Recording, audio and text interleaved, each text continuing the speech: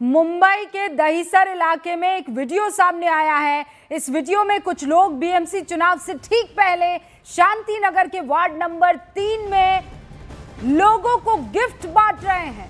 आरोप लगाया जा रहा है कि गिफ्ट बांटने वाले लोग बीजेपी के कार्यकर्ता थे। वीडियो में दिख रहा है कि लोगों को मिक्सर दिए जा रहे हैं। वीडियो सामने आने के बाद कांग्रेस नेताओं ने इसमें शामिल लोगों के खिलाफ कार्रवाई की मांग कर ली है। ये तस्वीर है।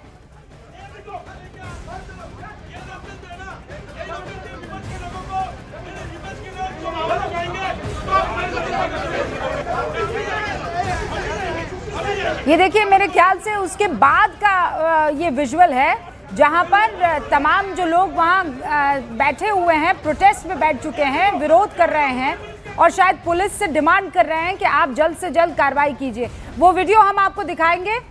ये तो वीडियो के बाद जो कार्यकर्ता वहां प्रदर्शन करने लगे थे, ये वो वाला दिखाई दे रहा है। चुनाव से पहले गिफ्ट बांटने का आरोप लग रहा है और कांग्रेस विरोध प्रदर्शन करती हुई यहां पर दिखाई दे रही है।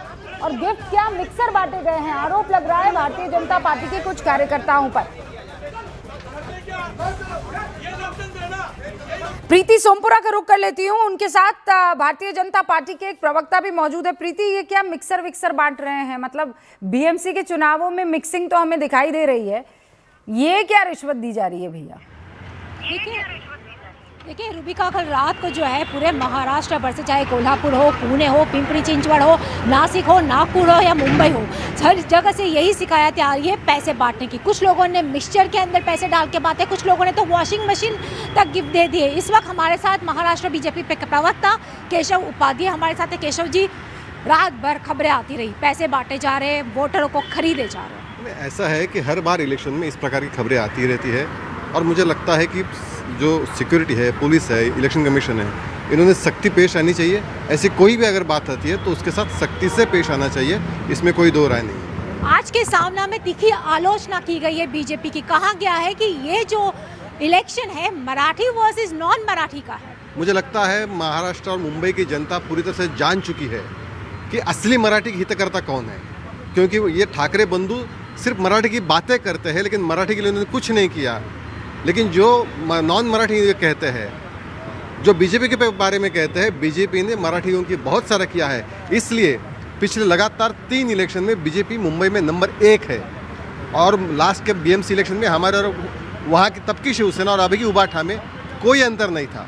तो आज फिर एक बार मुंबई की जनता ये सिद्ध करेगी कि यह मराठियों का ही राज्य है और मराठी का हित भाजपा और महायुति ही देखती है। ये कल शाम को देखेंगे और फिर कल शाम को इनका रोना शुरू हो जाएगा, उबाठा और मनसे का, ये भी हम देख लेंगे। आज के सामना में तो आलोचना ये भी की गई है कि योगी आदित्यनाथ जैसे बड़े नेता इस बार प्रचार में नहीं आए, क्योंकि ऐसा है कि ये महापालिका का इलेक्शन है और महापालिका इलेक्शन के लिए जो आवश्यक रणनीति थी वो हमने की। यहाँ के हमारे नेता ही काफ़ी है।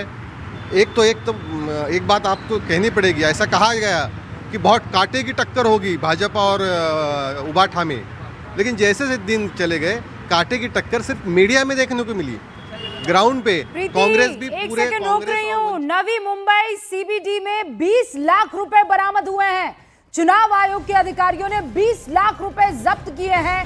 सीबीडी में गाड़ियों की चेकिंग के दौरान इनोवा कार में ये कैश मिला है। आप सोचिए, बीएमसी जिसका बजट कई राज्यों से बहुत ज्यादा है, वहां के चुनावों में किस तरीके से पैसे का नाजायज इस्तेमाल किया जा रहा है। ये पैसे कहां मिले, कैसे मिले, किसके पास से मिले हैं, ये डिटेल्स हम अर्जित कर रहे हैं। लेकिन इस वक्त बड़ी खबर मिल रही है, 20 लाख रुपए कैश मिले हैं नवी मुंबई से। सीबीडी में 20 लाख रुपए इनोवा गाड़ी में चुनाव आयोग के अधिकारियों ने जब्त किए हैं। ये बड़ी खबर भी है और एक के बाद एक ऐसी तस्वीरें आ रही हैं। मेरे सहयोगी अरुण भी जुड़े हुए हैं। अरुण, मतलब बीएमसी में आप देखिए बेतहाशा पैसा। आप तो लगातार वो विजुअल्स भी न्यूज़ 18 इंडिया के दर्शकों को दिखा रहे हैं जहां पर मिक्सर गाड़ी में भर भर के आ रहे हैं और बांटे जा रहे हैं। प्रीति बता रही थी कि मिक्सर के अंदर स्पेशली पैसा, मतलब यहाँ पर बस कुछ भी हो जाए, वोट हमें मिल जाए। देखिए, चुनौतियों का चुनाव है रूबिका, और जो आप कह रही थी कि राजनीति जिसमें राज न हो वो राजनीति कैसी, तो यही सारे राज हैं। कल रात में 12 बजे के आसपास मेरे फोन की घंटी बजी थी और अखिलेश एक यूथ कांग्रेस के नेता थे, उन्होंने ये सारे वीडियो भेजे थे और उन्होंने कहा था कि मिक्सी का डिस्ट्रीब्यूशन हो रहा है और हम लोगों ने जब इसका विरोध किया तो पुलिस हमको दौड़ा रही है। उनका यह आरोप था। इन आरोपों की सत्यता पुलिस बताएगी कि क्या है। लेकिन जिन चुनौतियों की बात करें, सबसे पहले तो मैं आपको तस्वीर दिखा दूं रूबिका, यह साहित्य सहवास सोसाइटी है।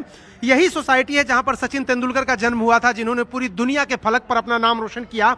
साहित्य सहवास इसलिए नाम है क्योंकि साहित्य से जुड़े लोगों के लिए सोसाइटी बनी थी और सचिन तेंदुलकर के पिता रमेश तेंदुलकर भी साहित्य से जुड़े थे। ये देखिए, ये बड़े नेता हैं मुरलीधर, जो कि वोट डालकर अपने परिवार संग पुणे से बाहर निकल रहे हैं।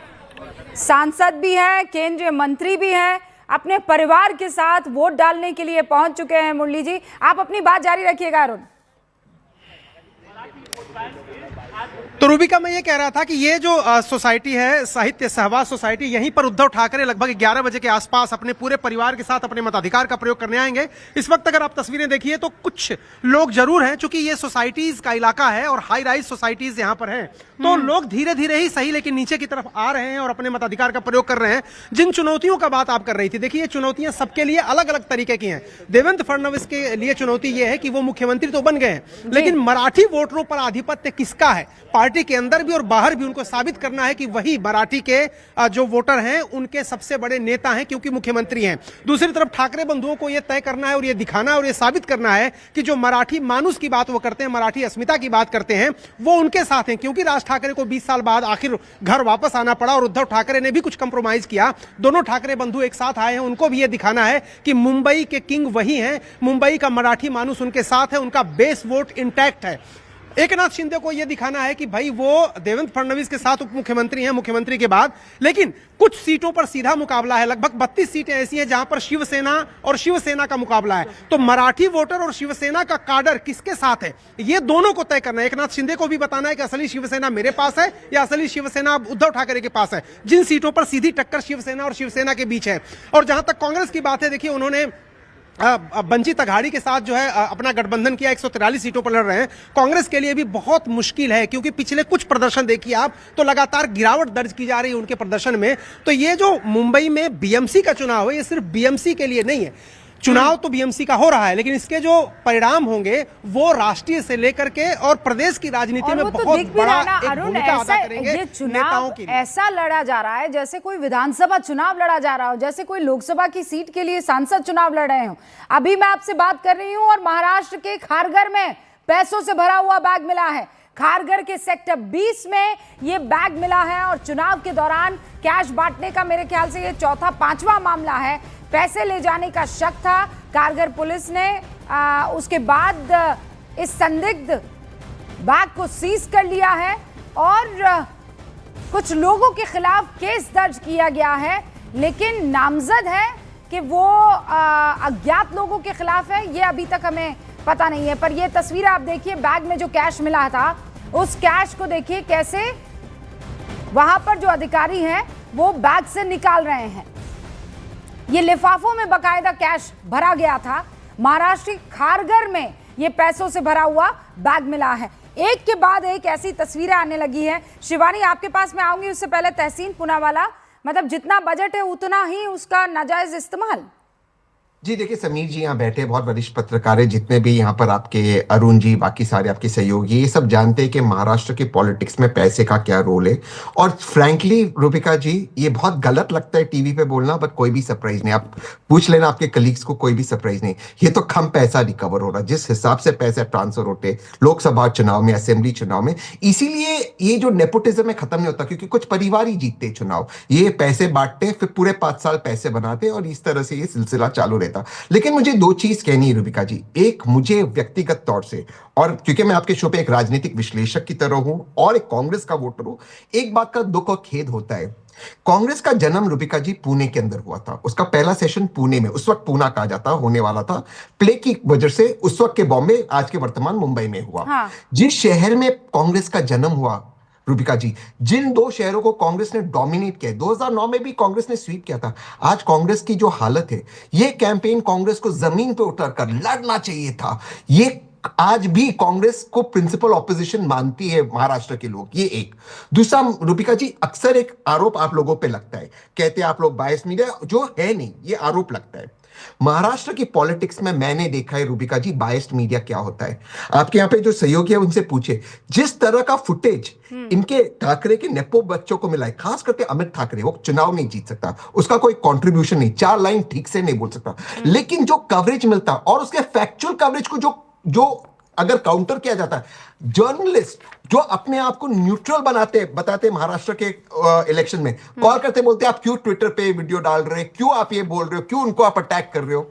इस तरह का बायस एक पार्टी नहीं है ना, सारी पार्टियों के तरफ से हमेशा पत्रकारों को ऐसे ही नहीं दबाव, आप जानते हैं ना, एक को नहीं। आप देखिए 5वें नंबर की पार्टी कांग्रेस के लिए कैसे आपका दिल धड़क रहा है, ठीक है। मतलब आप सोचिए बीएमसी के चुनावों में भी वो स्थिति किस स्थिति में है।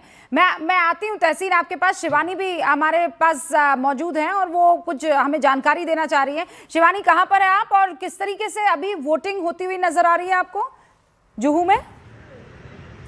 मैं जुहू में इस वक्त जुहू में मौजूद हूँ रूबिका, और तस्वीरें पहले आपको दिखा दूं। कुछ देर पहले अक्षय खन्ना यहाँ पर आए थे और अभी उनकी पत्नी ट्विंकल खन्ना भी यहाँ से अपना वोट डालकर गई हैं और कई सेलिब्रिटीज लगातार आ रहे हैं। इसके अलावा आस पड़ोस के जितने भी लोग हैं वो सब यहाँ पर पहुंच रहे हैं और देखिए अपने मताधिकार का इस्तेमाल करने हुए आ रहे हैं। सुबह 7:30 बजे से ही लगातार हम ये तस्वीर दिखा रहे हैं। लेकिन सबसे ज्यादा जरूरी रूबिका, देखिए बहुत सारी चीजें हैं, 2017 के बाद से बहुत सारे बदलाव आए। अब जानना जरूरी ये है कि जनता के मन में कौन कौन से मुद्दे हैं जो घर कर गए हैं, क्योंकि जैसा आपने जिक्र भी किया कि भाई बीएमसी का चुनाव क्यों कवर कर रहे हैं, अपने आप में बहुत बड़ी बात है। नगर पालिकाओं का चुनाव तो इतने बड़े स्तर पर तो इस तरीके से हैवी कवरेज नहीं होती, लेकिन बीएमसी अपने आप में बहुत बड़ा लोकल बैटल लेकर आता है। और सोचिए, जो आपने जिक्र भी किया कि जो कोई नहीं कर पाया, कोई चुनाव नहीं कर पाया, वो इस चुनाव ने किया। सारे जो ब्रदर्स थे, ठाकरे ब्रदर्स, उनको साथ में यहाँ कर लेकर आ गई है। तो आप सोचिए कितना बड़ा, कितने बड़े युद्ध स्तर पर एक तरीके से तैयारियां पूरी यहाँ पर की गई। कई सारे स्टार प्रचारक हमने देखे बीजेपी की ओर से, पवन सिंह यहाँ पर आए, मैथिली ठाकुर यहाँ पर आई, बड़ी बड़ी रैलियां यहाँ पर निकाली गई और बहुत बड़े मुद्दे भी उठाए गए। हिंदी भाषी और वर्सेस मराठी भाषी का मुद्दा उठाया गया। लेकिन जो यहाँ का वोटर है वो क्या चाहता है, क्या, क्योंकि जो आम मुद्दे होते हैं, सड़क सुरक्षा से जुड़े हुए, पानी से जुड़े हुए, क्या वो उनके मुद्दे जनता के मुद्दे हैं, या फिर ये बड़े बड़े मुद्दे जो राजनीतिक मुद्दे उठाए गए वो भी उनके मन में घर कर गए हैं, ये जानना भी बहुत ज्यादा जरूरी है। लेकिन आज लोग यहाँ पर पहुंच रहे हैं, अपने मताधिकार का इस्तेमाल कर रहे हैं। और इसके अलावा जो 2017 के बाद से जो पारंपरिक वोटर यहाँ पर कहा जाता है, मोटी मोटी भाषा में मैं आपको समझाऊं, जो पश्चिमी और पूर्वी क्षेत्र है मुंबई का, वहां पर कहते हैं कि बीजेपी का बहुत अच्छा टेक होल्ड रहता है। इसके अलावा जो शिंदे वोटर्स है वो भी वहां पर मौजूद हैं। जो पारंपरिक शिवसेना वोटर्स हैं वो भी वहां पर है। अब लेकिन जो पारंपरिक शिवसेना के जो वोटर हैं वो जाएंगे किधर? सबसे बड़ा बैटल इसी को लेकर है। क्या वो शिंदे की ओर जाएंगे या फिर वो उद्धव ठाकरे जो ब्रदर्स एक साथ यहां पर निकलकर सामने आए हैं उनको वोट करेंगे? उनके मन में आखिर क्या क्या चीजें हैं, कौन कौन से वो मुद्दे हैं जो वो लेकर चल रहे हैं, ये बहुत ज्यादा जरूरी है रूबिका। हाँ, और शिवानी ये इतना इंटरेस्टिंग है कि किसी को नहीं पता है कि बीएमसी वाला ऊंट ना किस करवट बैठने वाला है। मुझे लगता है चाहे वो देवेंद्र फडणवीस हो, चाहे वो उद्धव ठाकरे हो, चाहे वो राज ठाकरे हो, चाहे वो शरद पवार, जिन्हें कहा जाता है कि भाई भीष्म पितामह है वो राजनीति के, आप सोचिए इनमें से किसी को नहीं पता है कि कहाँ किस तरीके, क्योंकि पहली दफा ऐसा होगा कि परिवार जो टूटे वापस एक साथ आकर और ये चुनाव लड़ रहे हैं। और जनता किसे पसंद कर रही है वो जनता ही जानती है। मोहन भागवत चुनाव में हिस्सा कैसे ले रहे हैं, वोट डालने के लिए सबसे पहले पहुंच गए और वोट डालने के बाद क्या कहा है, जल्दी से आपको सुनवा देते हैं। लोकशाही प्रजातांत्रिक रचना का एक अनिवार्य भाग चुनाव है और इसलिए वो नागरिकों का कर्तव्य भी है। तो संतुलित विचार करके, जनहित का विचार करके योग्य लगता है उस उम्मीदवार को मत देना, वोट देना, ये अपना कर्तव्य रहता है। उस दिन का वो पहला कर्तव्य होता है, इसलिए मैंने पहले आके नंबर लगाया। और ये देखिए, जब हम आपको ये बयान सुनवा रहे थे, पीयूष गोयल की तस्वीरें आ रही हैं, वो अपनी धर्मपत्नी के साथ वोट डालने के लिए पहुंचे हैं और बाकायदा इंतज़ार कर रहे हैं, लाइन में लगे हुए हैं, क्योंकि एक एक वोट इस बार कीमती है। अक्षय कुमार भी आप देखिए सुबह सवेरे वोट डालने के लिए पहुंच गए थे, उन्होंने भी वोट डालने की कैसे अपील की है। जो भी आपकी पसंद का मतदाता आप मतदाता हैं, जो भी आपके पसंद का कैंडिडेट है, आप उसे वोट कीजिए। ये बहुत महत्वपूर्ण है आपकी मुंबई, आपके महाराष्ट्र को आगे बढ़ाने के लिए। सुनिए क्या कहा अक्षय कुमार ने। रोजमर्रा जिंदगी के लिए आज का दिन है जब रिमोट कंट्रोल हमारे हाथ में आता है।